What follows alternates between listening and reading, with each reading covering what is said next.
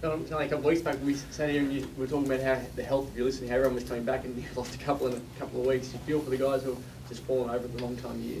You always do, yeah. But Matty is still a chance to get back and play, so he'll just do what he's got to do. You know, after his operation, won't be too long before he's allowed to get running, and then it's a matter of as soon as he's ready to start tackling and things like that. Do you use what he did as an example for the team inspiration or anything like that? We highlight areas that we expect from each other every week in terms of you know what we expect from each other in chasing, tackling, you know, going for contests, all that sort of thing. So I don't really have to highlight it. The players are well and truly aware of what he did for the team. So you've had Gaff pretty much as your one wingman and Rosa selling most of the year. Who is the likely player to come in and play? Well, yeah, we've played Kerr and Shuey out there a fair bit over the last month when Rosa was out earlier. Embly's just getting back to full fitness, so Embly definitely will get some time in the wing, but you know, Maston has shown he plays that role really well as well. How's Rosa going? It's obviously been a bit frustrating for him, missing last year's finals and then the broken jaw, now the fractured collarbone. Yeah, he was devastated after the game.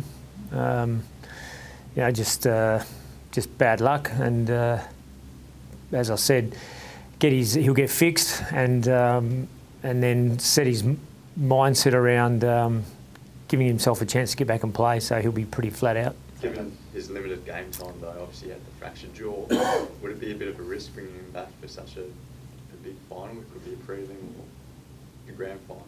Would he need a waffle hit out first, or could you bring him straight back? You could bring him straight back in. I've got no doubt about that. He won't have missed enough footy, but in that regard, he'll be fit. He'll be running fit and all that sort of thing. So, yeah, you don't know how sharp they're going to be with their actual touch and decision making when they first come back in, but that's a decision we'll have to make at the time. If we feel we're prepared to bring him in that regard, then we will. What's the earliest you think you can see him back? Oh, I'm not really sure, no. Where's Quinton Lynch at? Is he a chance to play this Friday? Yeah, definitely, yeah. The reasons for him missing the weekend, and what does he have to do, or was it purely just matchups and the night footy, etc.? Oh, there's quite a few reasons that we went with the side we went for. The obvious one was Josh Kennedy coming in, and was a straight replacement for Quinton. And that was it in a nutshell. We could comfortably play Lynchy as well in that side. And there's factors around why we'll go back to that at some point as well. So, yeah, just suffice to say that we wanted to go in with a similar lineup to the previous week in terms of our forward structure. So Kennedy came back in and Lynchy missed out. Against the Hawks, could you play 4 tools, do you think, in the forward line? Against anyone, we think we can. We can play 4 tools. I noticed you mentioned after the game that the dew and the night game was a factor. It's another night game, so does that mean that he's sort of... That's one of the factors. There's a lot of other reasons, not so much about conditions or matchups or anything like that, but around what we wanted to look at in the team and give us some options going forward throughout the finals. How do you assess his form? Lynchy's? Yeah, he's been very solid all year. Yeah, got no doubt. It's not as though he's out of form and we're worried about what he's going to bring if he comes in. He's fit and healthy, and he'll play a role when he gets the opportunity. So obviously, it's just a case of either him or Darling who had to go out for Kennedy to come in when you make to keep all one of the ruckmen and play Lynchy as the backup ruckman. So they're the options. Was it tough to work out who to push out? Yeah, of course it was. Yeah, very tough. So why was it him? Jack's a little bit different type of player to Lynchy. They're not exactly the same. So the mix we felt we had with Jack, Josh and our ruckman up there was the one we wanted to go for. Does he ever get to the emotive side as a coach? I mean, he has played all year, Kennedy's missed all year, or is it just pure, I've got to have the best team out on the... Yeah, our responsibility is to pick the best team to perform on behalf of our members and the club. So, but we certainly take into account service that players bring. It was hard leaving Hams out of the team as well. He's helped us get to where we are, and he's got every chance of playing a part in the finals as well. So both those guys are still integral parts of what we want to achieve this year. On the scoreboard, Josh Hill seems to have struggled by not kicking goals. How have you seen him as a coach out on the field in recent weeks? Yeah, he kicked 4 a few weeks ago. Don't have goals set as targets for him. He's got a role to play in terms of helping the other players keep the ball in there, create opportunities for other guys. So, yeah, he's performing pretty well. His game against Collingwood was on the quieter side. It wasn't up to the normal level that we know he can bring. But that's sort of one out of the last 3 or 4 weeks that we would probably thought he was below par. Will Josh have to do more to keep his spot in the side, given Hamza's form in the WAFL?